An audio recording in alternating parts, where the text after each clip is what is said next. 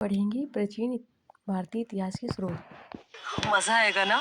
Shopping, street food, sight seeing. Hello, एक ही दिन है कोलकाता दर्शन के लिए। फिर क्या करें? जब वो बहुत सारे सवाल और चाहिए एक जवाब, तो गूगल के नए एआई मोड से पूछ।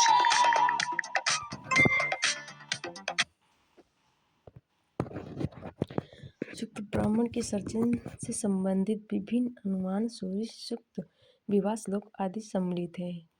चतुर्वर्ण समाज की कल्पना का आदि स्रोत ऋग्वेद के 10वें मंडल में वर्णित पुरुष सूक्त है, जिसके अनुसार 4 वर्ण हैं: ब्रह्म, क्षत्रिय, वैश्य तथा शूद्र आदि।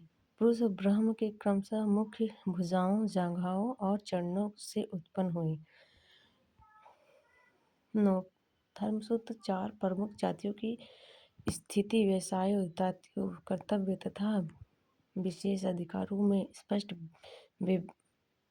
विभेद करता है। ऋग्वेद के कई परिच्छेदों में प्रयुक्त अध्याय जिसका व्यर्थ नहीं किया जाता। शब्द का संबंध गाय से है। ऋग्वेद से ब्रह्म का श्लोक तो है, किंतु आत्मा का नहीं। ईसा पूर्व ईस्वी वर्तमान में प्रचलित ग्रेगोरियन कैलेंडर, ईसाई कैलेंडर, जैलून कैलेंडर ईसाई धर्मगुरु ईसा मसीह के जन्म वर्ष कल्पित पर आधारित है। इस माह के जन्म के पहले समय को ईसा पूर्व BC before the birth of James शिष्ट कहा जाता है। इस पूर्व में वर्षों की गिनती उल्टी दिशा में होती है, जिसे महात्मा बौद्ध के जन्म 563 ईसा पूर्व एवं मृत्यु 483 ईसा पूर्व में हुआ, यानी ईसा मसीह के जन्म के 563 वर्ष पूर्व महात्मा बुद्ध का जन्म 483 वर्ष पूर्व मृत्यु हुई। ईसा मसीह के जन्म तिथि से आरंभ हुआ सन ईस्वी सन कहलाता है, जिसके लिए संक्षेप में ई लिखा जाता है। ई को लैटिन भाषा के शब्द में एडी में भी लिखा जाता है। एडी यानी एनो डोमिनी, जिसका शब्द है in the year of lord यीशु क्रिस्ट। वेनिस्ट आर्थर स्मिथ को प्राचीन भारत का सुव्यवस्थित इतिहास अल्टी हिस्ट्री ऑफ इंडिया 1904 में तैयार किया। इस पुस्तक के 1/3 भाग में केवल सिकंदर का आक्रमण वर्णित है। इसमें भारत को संवैधानिक शासन वाला देश कहा गया है, जिसे ब्रिटिश शासन की स्थापना से पहले कभी राजनीतिक एकता का अनुभव नहीं हुआ। जिन्होंने लिखा है, वस्तुतः भारतीय इतिहासकारों का सर्वोच्च शासन के एकमात्र स्वरूप तानाशाही से ही है। वामन अवतार के तीनों पगों आख्यान का प्राचीन स्रोत ऋग्वेद है। वामन अवतार भगवान वामन श्री हरि के पहले ऐसे अवतार थे जो मानव रूप से प्रकट हुए। उनके पिता कश्यप ऋषि एवं माता अदिति थी। वे बौने ब्राह्मण के रूप में जन्मे थे। भगवत पुराण के अनुसार वामन अवतार का उद्देश्य भगवान विष्णु द्वारा इंद्र को पुनः स्वर्गलोक पर आधारित दिलाना था। वामन भगवान को दक्षिण भारत में उपद्र के नाम से जाना जाता है। ऋग्वेद में इंद्र के लिए 250 तथा अग्नि के लिए 200 ऋषियों की रचना की गई है। नोट: प्राचीन इतिहास के साधन के रूप में वैदिक साहित्य में ऋग्वेद के बाद शतपथ ब्राह्मण का स्थान हुआ। यजुर्वेद शास्त्र पाठ के लिए मंत्रों तथा बलि के समय अनुपालन के लिए नियमों का संकलन यजुर्वेद कहलाता है। इसके पाठ्यकर्ता को अधर्वण कहते हैं। यजुर्वेद में यज्ञों के नियमों एवं विविध विधानों का संकल्प मिलता है।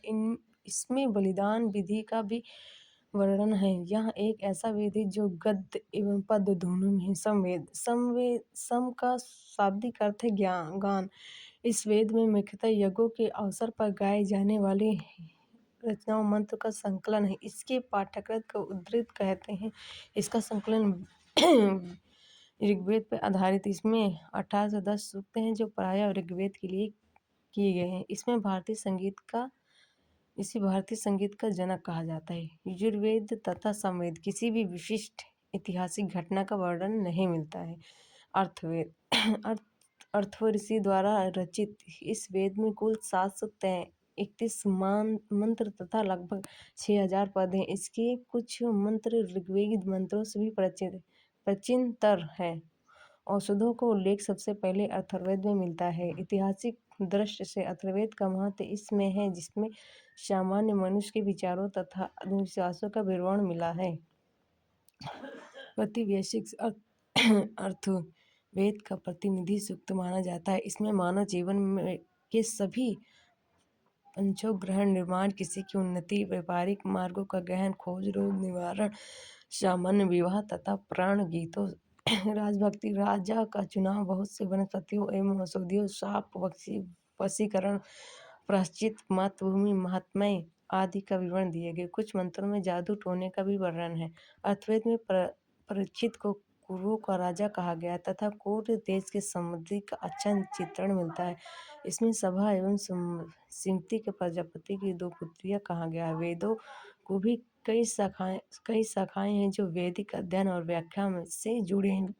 विभिन्न दृष्टिकोण का प्रतिनिधित्व करती है। सकल शाखा ऋग्वेद से जुड़ी एकमात्र जीवित शाखा है। यजुर्वेद को शुक्ल यजुर्वेद और कृष्ण यजुर्वेद दो शाखाओं में बांटा गया है।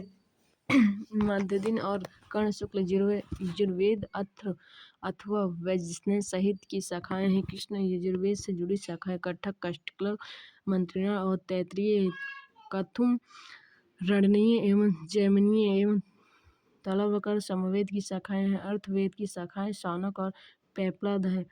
सबसे प्राचीन वेद ऋग्वेद एवं सबसे बाद का वेद अथर्ववेद है। ब्राह्मणिक तथा उपनिषद सहित के पश्चात ब्राह्मणों, अर्कों तथा उपनिषदों का स्थान है। इनसे उत्तर वैदिक कालीन समाज एवं संस्कृति के विषय में जानकारी प्राप्त होती है। ब्राह्मण ग्रंथ वैदिक संहिताओं की व्याख्या करने के लिए गद्य में लिखे गए हैं। प्रत्येक साहित्य के लिए अलग अलग ब्राह्मण ग्रंथ है जिसे सरणी में दिया गया है। इन ब्राह्मण ग्रंथों से हमें परीक्षित के बाद और विसार के पूर्व की घटनाओं का ज्ञान प्राप्त होता है। ऐतरेय एवं राजवंशी के नियम एवं प्राचीन राजाओं के नाम दिए गए हैं।